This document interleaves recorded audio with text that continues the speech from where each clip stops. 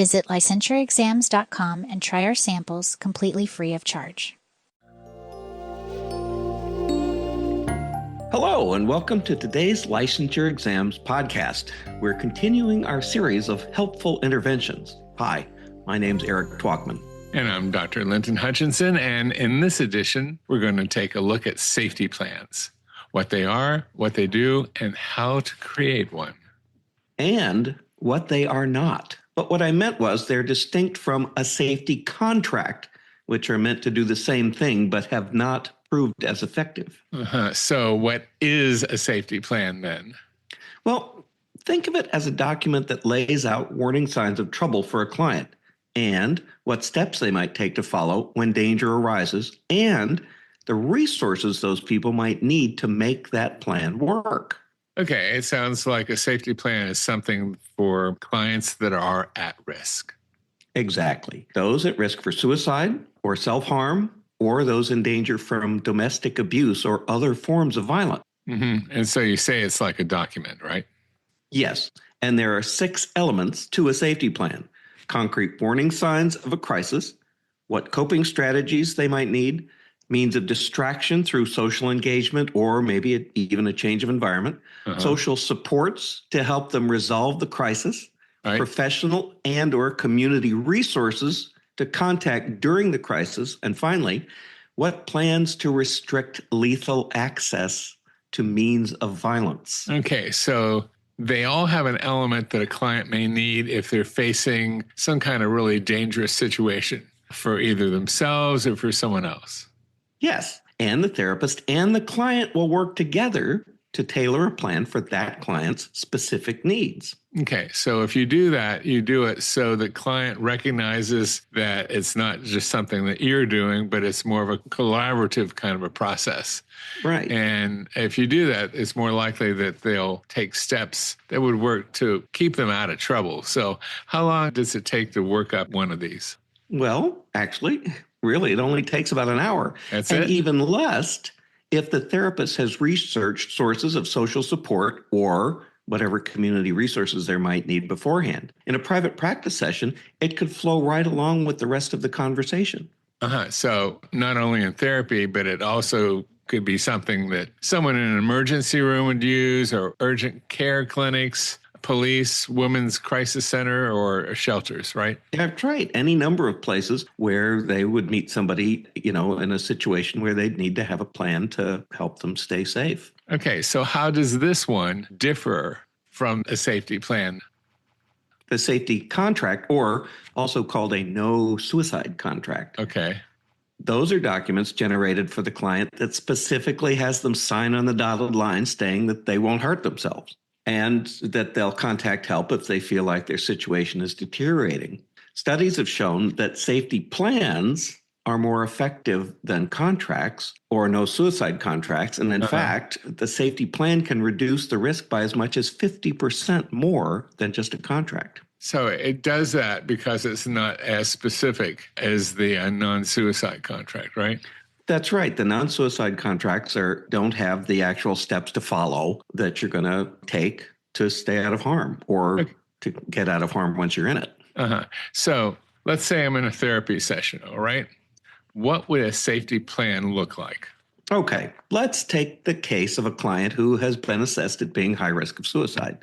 The plan might include warning signs such as negative thoughts, worried or depressed mood, self-isolating behavior.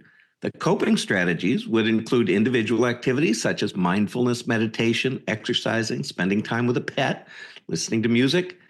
Means of distraction would be social activities that take the client away mentally or physically from the risky thoughts and behaviors. Those could be like going to church, a coffee shop, game of basketball, taking your cat to the vet. And social support would be friends and family members that the client could reach out to for help through the crisis, often someone that the client can share the safety plan with, a spouse, sibling, close friend. And professional and community resources would include the therapist or even a suicide hotline. And then the plans to restrict access to lethal means would include, of course, removing any guns or likely weapons from the house and restricting access to dangerous drugs. Okay. So I see that, it wouldn't be really a big deal to go ahead and work up a safety plan that covers all those 6 criteria that you just mentioned. That's right. And those are things that you'd probably talk about in a regular session. Yeah. So it's proved to be a good choice in a lot of different circumstances. So now let's have you put on your own thinking cap. If you were providing therapy for someone who's a victim of domestic violence, what would you do to work up a plan? Okay, let me think. I suppose that the warning signs would focus on things that would trigger the abuser, right? Such as a child having problems at school, or a baby crying, or the client that you have just didn't have dinner prepared on time. Right. All of those situations, right. So coping strategies could include both ways that the client would address their own stress and their own fears, and different ways that they could use to calm their abuser. Exactly. Means of distraction could be ways that the client could get out of the abusive environment, or somehow distract the abuser from the triggers that make them create the abusive situations. Social support would be those people that the client could turn to for support, and also for a place that they can go that would be safe. Professional and community resources could still include the therapist, but they would also obviously have to include like shelters, emergency responders, and law enforcement. Plans to restrict access to lethal means or violence would focus on access by the abuser. Right. Getting rid of anything that they might use. Exactly. And it would address the safety of others who might be at risk, like it would include children who live with the client, and consider the risk to third parties, such as parents and friends, if the client should attempt to leave the abuser.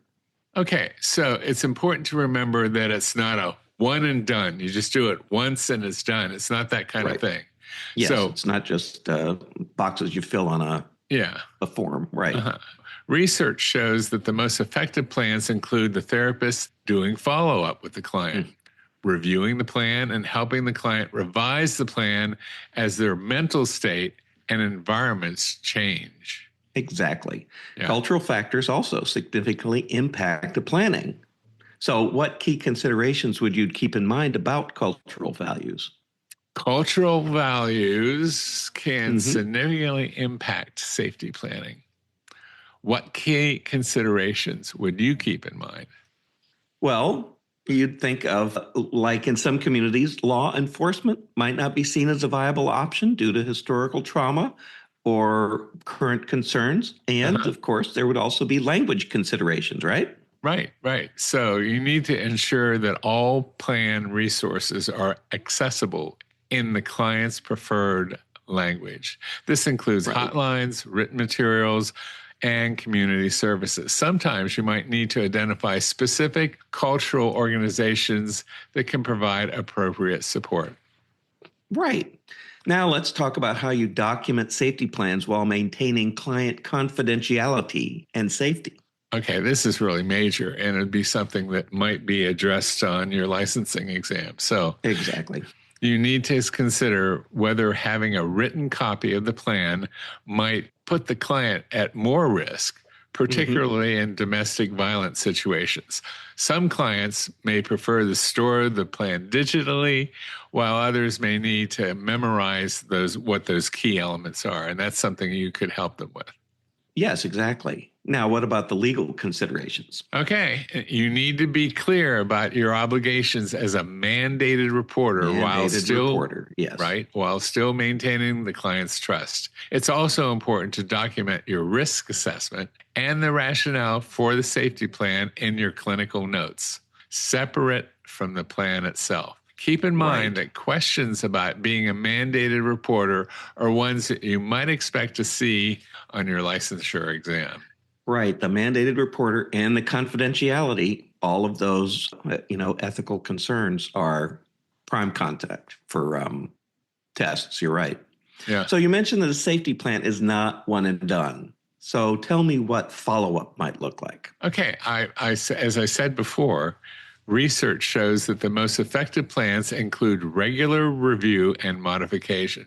Exactly. Typically, you should schedule a follow-up. How often? Probably within the next week of creating the initial plan. That allows the client to identify what's working and what needs to be improved. And what specific aspects would you review about it? You'd want to know if they need to use the plan. Right. Had they implemented it at all? Yeah. What strategies worked, what barriers they encountered, and whether any circumstances have changed that might require adjustment to that plan. Based on their experiences, sometimes you need to add new resources or modify the strategies that they're using. That's right. And in today's digital age, technology plays a big role in safety planning. How would you address the digital aspect of it? The digital age? Today's digital age. That's what I said. Yes. Right now, it's digital. Okay. Today. All right. I see you're really up to date on things. That's, I am. Right. Yes. As a matter of fact, I typed this up on my Commodore 64. Okay. Well, obviously, given that statement, technology can be a help or, for some people, a hindrance. On one hand, iPhones make it easier to access help really quickly. You might recommend apps for quick access to emergency contacts or resources, but you need to also consider digital safety. And what would that look like? Well, because abusers might, plant tracking software or monitor your phones, emails, social media. So, you need to take the steps to protect their devices. Right. So that might include password protection, two-factor authentication, and beware, like you said, of tracking devices like AirTags. Some people may even need to get a burner phone that their abuser doesn't know about. It's also important to explain how to quickly delete browsing history and text messages if necessary. So you need to be up to date on all those digital assets. That's right. You really do know how to use them and not use them if, safety dictates. Exactly. That back to memorizing plans instead of writing them down. Precisely. It's where you have to think about all those, moving parts to the whole thing. You can't just give them a printed out document and think you've done the job. Right. So in summary, safety planning is most effective when it's truly client-centered.